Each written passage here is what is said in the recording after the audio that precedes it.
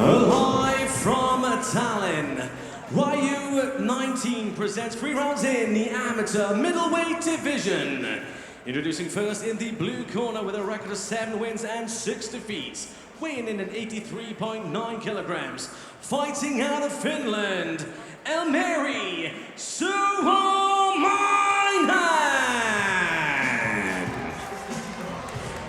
And his opponent in the red corner with a record of 4 wins and 4 defeats, weighing in at 83.9 kilograms, fighting out of Estonia, the man from the woods, Mattias Lehtsaar.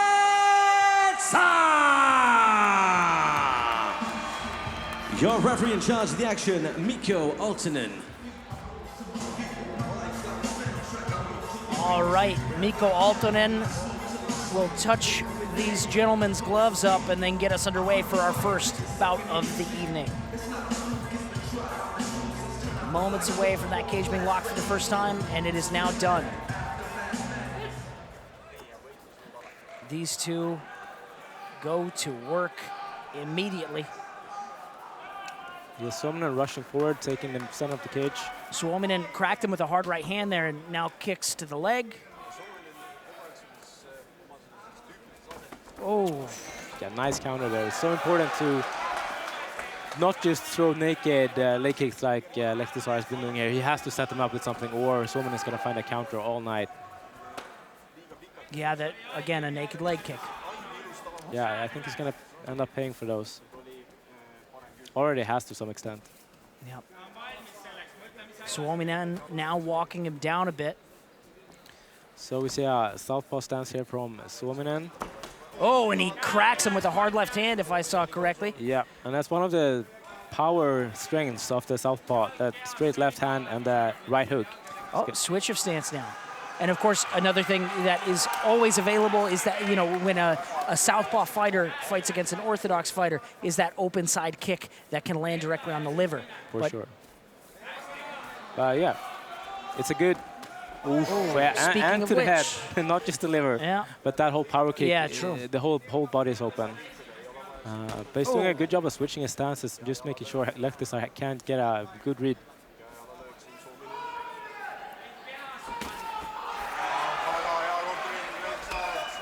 More of these naked kicks.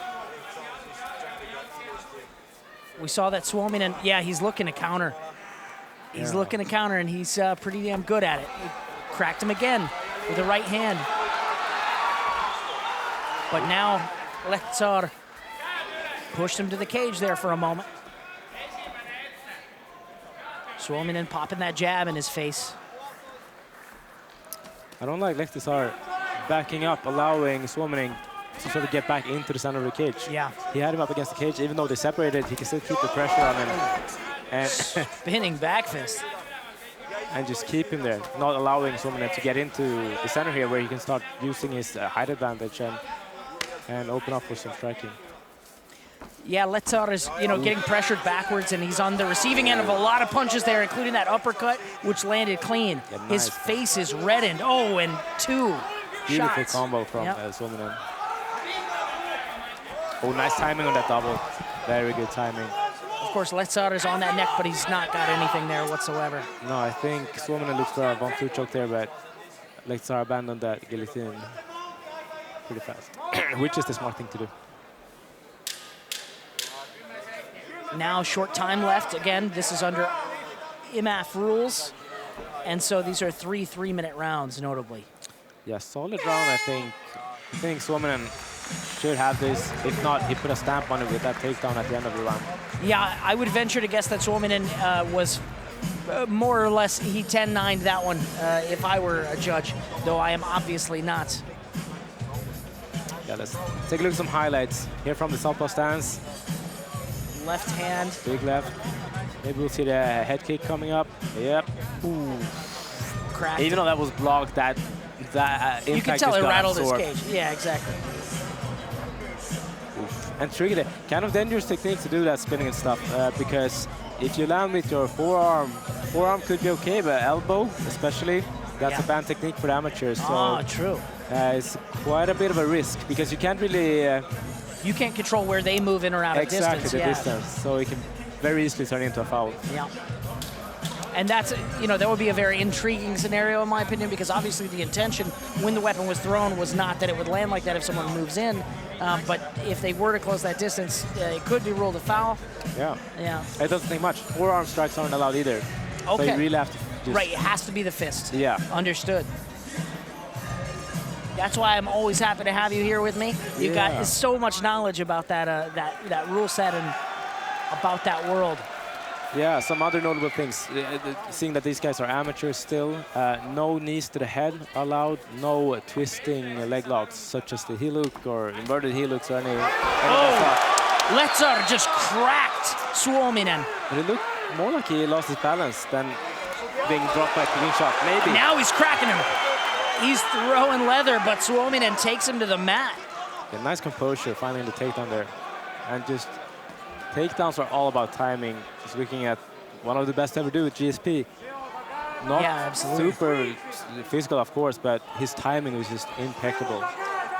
Yeah, timing is, of course, and the ability to, we'll call it judgment of when to commit. Impeccable for George St. Pierre. Yeah, sure. And there's different styles. Look at Khamzat Chimaev. Not so much timing, he just goes in and gets it. Right. But he very hard-nosed, that man. Chain wrestling, and maybe doesn't get the first try, but then has 4 other takedowns ready to go in his pocket after that. Yeah. But GSP was very good with that. One, boom, down. Yeah. Blast and get you down. Yeah. And now we have Suominen on top of Lehtsaar, trying to uncork some shots and do some ground and pound. Recovering nicely from some early seconds where there was a bit of, we'll call it a trial and a bit of tribulation. Yeah. And up against here, up against the cage here, this can be a tool for both fighters. Suominen, if he can sort of offset the angle so that Lehtsaar just can't sit up and use the fence to base his standing up on, would be ideal. So maybe from here, circle a bit to the right so that they're alongside the fence rather than up against it. Because that's right here, if he just sits up, sort of, scoots his butt back and sits up against the cage, then you can very well use that as a tool to just stand up from there. Yeah, it doesn't look like he's really doing much to be able to build a base here, though, in terms of Lehtsaar. Suominen is, of course, uncorking a couple of shots there. Going to continue to try and apply that ground and pound so that he can, keep it active. Oh, there he does build a base. And it's taken from him near immediately. Yeah. Pretty good top control from Suominen and staying relatively active, landing some shots, building height of his own to drop down the bigger shots than just this pitter-patter from the close guard. But Aaltonen not happy enough with the activity, so he sends him up. And now Lehtsaar, I think, has to put in another gear here and finish strong in the final 15 seconds. Yeah, I'm not sure that I see, unless he has a huge moment like he just almost did, I'm not sure I would see him winning this one, given that he did spend a fair bit of time on his back receiving ground and pound. Maybe not the most active, and he did have some good moments in the early part and there at the late part. So actually, interesting round to me. A lot of fun. Yeah. I think I'm leaning towards Suominen for second round too, but yeah, Lehtsaar for sure had a big moment there early in the round. Yeah, he caught him off balance there and he cracked him with a shot. It wasn't, I think his head was clear, but he was off balance. But then he followed that up, and those started to become a problem.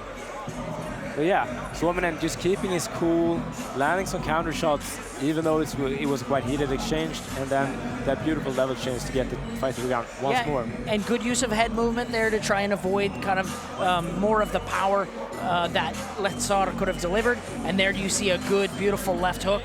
Yeah. Yeah, absolutely.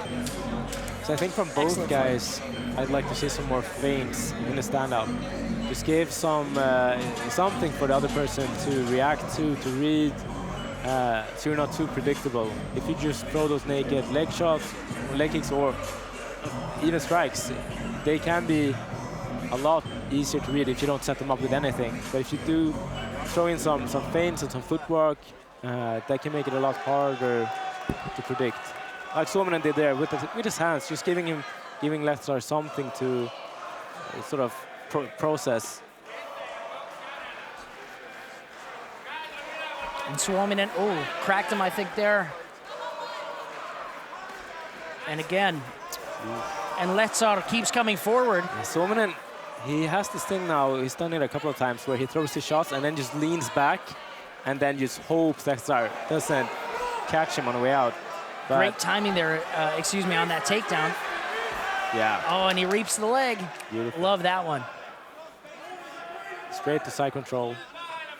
Let's see if he can advance from here. Maybe go to mount. Or if he's happy to just stay here and dole out some punishment. I think, of course, referee Aaltonen will be looking to make sure that he stays active if that first kind of stand-up was any indicator. Yeah, but I think this is a more dominant position as well. Absolutely. I can sort of more understand standing them up in a guard or a half guard. But the inside control is quite a dominant position, side mount even. So, of course, you have to stay active. Yeah, But absolutely. I think you have a bit more leeway, but usually, yeah, Mikko just wants blood. Yeah, I mean, and he is staying active there, though. You know, applying as much ground and pound as he's able and continuing to shift position, which I think, you know, is its own form of activity. Yeah, but Mikko wants blood. Yeah, I've seen that, and he may just get it because now we have Suominen in mount, Yeah. and he's looking to posture up and deal some damage. Let's see if he's able to.